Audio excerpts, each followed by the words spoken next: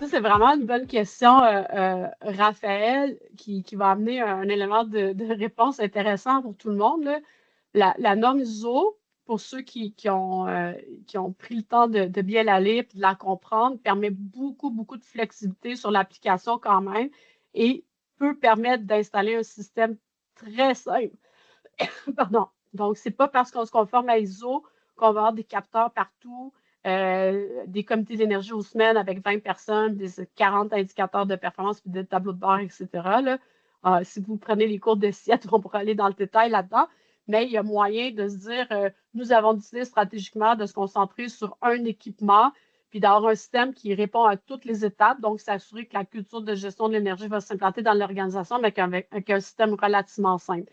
Fait que la question est intéressante parce qu'elle amenait comme un faux dilemme dans le sens où on peut aller avec du ISO 50001 puis de garder ça relativement simple. Ceux qui font plus compliqué que ça, ils ont soit mal interprété la norme ou ils pensent que c'est mieux de commencer gros, là. Mais donc, un ne va pas sans l'autre. Après, moi, dans ma pratique, c'est sûr qu'on recommande toujours au début de faire le minimum qui va répondre aux exigences, mais qui va aussi amener des résultats.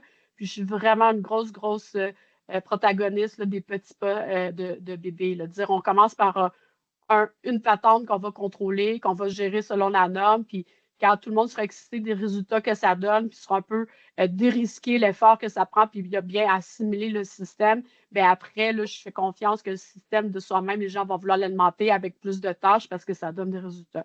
Mais je suis vraiment une fan de commencer par petits pas de bébé. Mais, en conclusion, ça ne veut pas dire que ça ne peut pas se faire à travers la norme.